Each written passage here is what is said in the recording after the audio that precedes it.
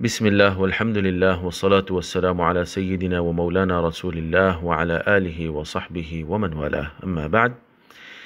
सोने के ज़ेवरात में अगर नग, पत्थर, हीरा वग़ैरह लगे हुए हों तो क्या उनकी भी ज़कात देना लाजिम होता है या नहीं? तो जानना चाहिए कि ज़कात सिर्फ़ सोना, चांदी, रुपया पैसा या तिजारत के लिए रखा हुआ सामान, इस पर वाजिब होती है।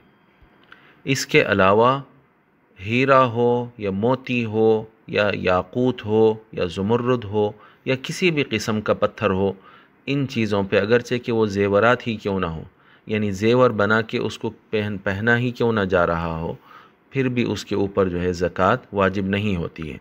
तो अगर कोई सोने के ज़ेवर हैं, उसके ऊपर नग या पत्थर या हीरा लगा हुआ है, तो सिर्फ़ जो सोने का वज़न है उस पर जो है ज़कात वाजिब होगी। सोने का वज़न करवाना होगा और उसकी वज़न के हिसाब से उसकी ज़कात अदा करना होगा। और इसमें जो पत्थर वग़ैरह लगे हुए हैं, इनके वज़न की कोई जो है आपको ज़कात नहीं निकालना होगा।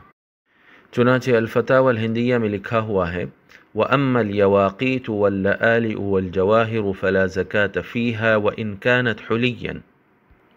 और याकूत और जवाहिर और मोती, इन पर कोई ज़कात नहीं है, अगरचे कि वो ज़ेवर ही क्यों ना हो।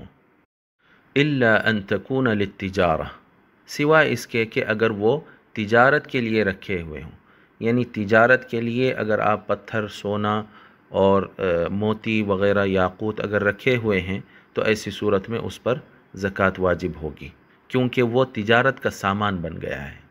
लेकिन अगर वो तिजारत का सामान नहीं है, बतौर ज़ेवर के आप इस्तेमाल कर रहे हैं, तो ऐसी सूरत में उसके ऊपर कोई ज़कात वाजिब नहीं होगी।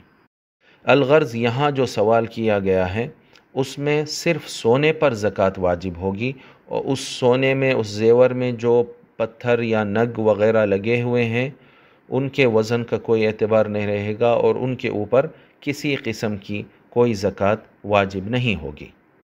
सिर्फ़ सोने को वज़न कर लिया जाएगा, उसका वेट, उसका वज़न जो है देख लिया जाएगा और उसकी ज़कात जो है अदा कर दी जाएगी।